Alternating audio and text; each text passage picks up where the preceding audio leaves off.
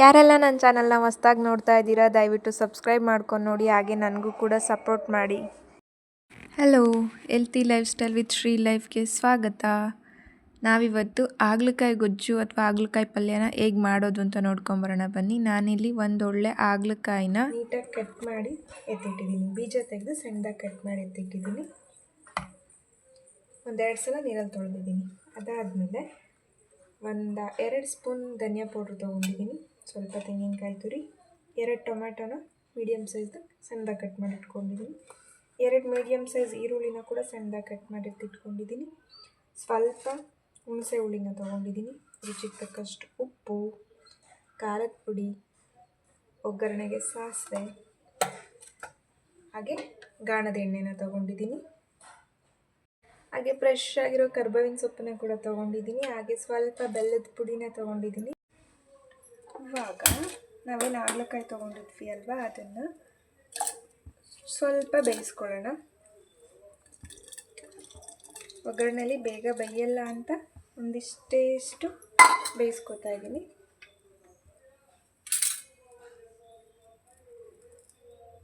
ಚೂರು ಉಪ್ಪು ಸೇರಿಸ್ಕೊಂಡಿದ್ದೀನಿ. ಬನ್ನಿ ಇವಾಗ ಒಗ್ಗರಣೆ ಮಾಡ್ಕೊಳ್ಳೋಣ.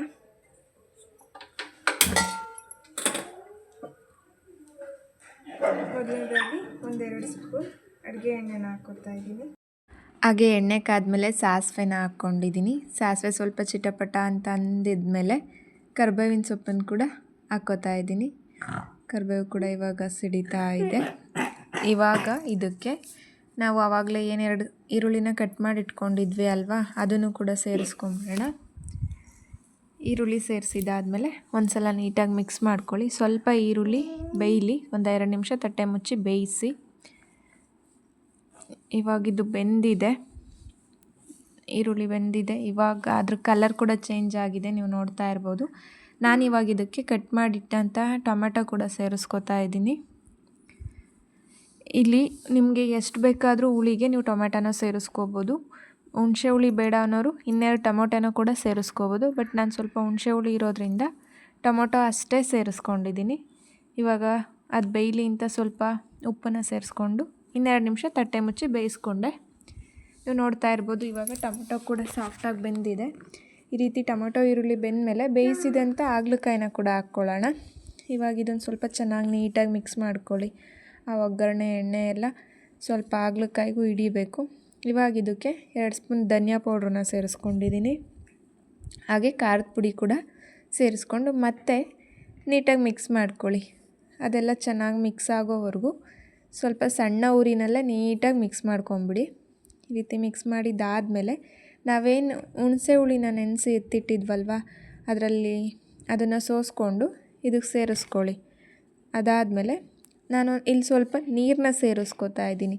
ನಿಮಗೆ ಯಾವ ತಿಕ್ನೆಸ್ಗೆ ಬೇಕು ಆ ರೀತಿ. ನಿಮಗೆ ಸ್ವಲ್ಪ ತೆಳ್ಳಗೆ ಬೇಕು ಅಂದರೆ ಜಾಸ್ತಿ ನೀರು ಹಾಕ್ಕೊಳ್ಳಿ, ಇಲ್ಲ ನಮಗೆ ಡ್ರೈ ಥರನೇ ಇರಲಿ ಅಂದರೆ ಸ್ವಲ್ಪ ನೀರನ್ನ ಸೇರಿಸ್ಕೊಂಡು ಚೆನ್ನಾಗಿ ಮಿಕ್ಸ್ ಮಾಡಿಕೊಂಡು 2 ನಿಮಿಷ ತಟ್ಟೆ ಮುಚ್ಚಿ ಬೇಯಿಸ್ಕೊಳ್ಳಿ. ನಾನಿಲ್ಲಿ ಸ್ವಲ್ಪ ನೀರು ಹಾಕಿ ಬೇಯಿಸ್ಕೊಂಡಿದ್ದೀನಿ, ಯಾಕಂದರೆ ನನಗೆ ಚಪಾತಿ ಮತ್ತು ರೈಸ್ ಎರಡಕ್ಕೂ ಬೇಕಿರೋದ್ರಿಂದ ಸ್ವಲ್ಪ ನೀರು ಸೇರಿಸಿ ಬೇಯಿಸಿದ್ದೀನಿ.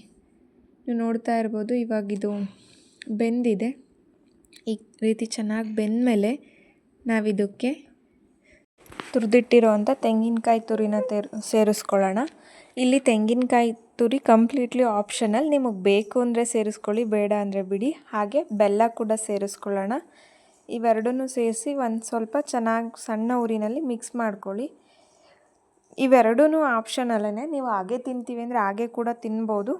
ಬಟ್ ಕಾಯಿ ಸ್ವಲ್ಪ ಬೆಲ್ಲ ಸೇರಿಸೋದ್ರಿಂದ ಕಹಿ ಅಂಶ ಕಡಿಮೆ ಆಗುತ್ತೆ. ಇವಾಗ 1-2 ನಿಮಿಷ ಪ್ಲೇಟ್ ಮುಚ್ಚಿ ಬೇಯಿಸ್ಕೊಳ್ಳಿ. ಇವಾಗ ನೀವು ನೋಡ್ತಾ ಇರ್ಬೋದು, ಇವಾಗಿದು ಚೆನ್ನಾಗಿ ಬೆಂದಿದೆ. ಬೆಂದೋದು ಸ್ವಲ್ಪ ಗಟ್ಟಿಯಾಗಿದೆ. ನಿಮಗೆ ಯಾವ ಅದಕ್ಕೆ ಬೇಕೋ ಆ ರೀತಿ ನೀವು ನೀರನ್ನ ಸೇರಿಸ್ಕೊಂಡು ಬೇಯಿಸ್ಕೊಳ್ಳಿ.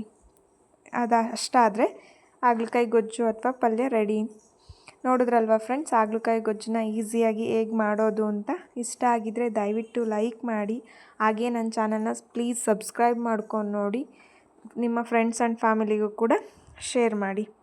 ಇವಾಗಿಲ್ಲಿ ನೀವು ನೋಡ್ತಾ ಇರ್ಬೋದು, ಇದು ನನ್ನ ಮಧ್ಯಾಹ್ನದ ಲಂಚ್ ಪ್ಲೇಟ್.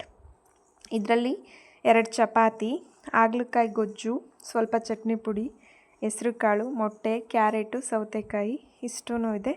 ಇದು ಒಂದು ರೀತಿಯ ಸಮತೋಲನ ಆಹಾರ ಅಂತಲೇ ಹೇಳ್ಬೋದು. ನಾನು ಈ ರೀತಿ ಊಟನ ಯಾವಾಗಲೂ ಪ್ರಿಫರ್ ಮಾಡ್ತೀನಿ. ನಿಮ್ಗೆ ಯಾರಿಗೆಲ್ಲ ಈ ರೀತಿ ಊಟ ಮಾಡೋದಕ್ಕೆ ಇಷ್ಟ, ದಯವಿಟ್ಟು ಕಮೆಂಟ್ ಮಾಡಿ. Thank you for watching.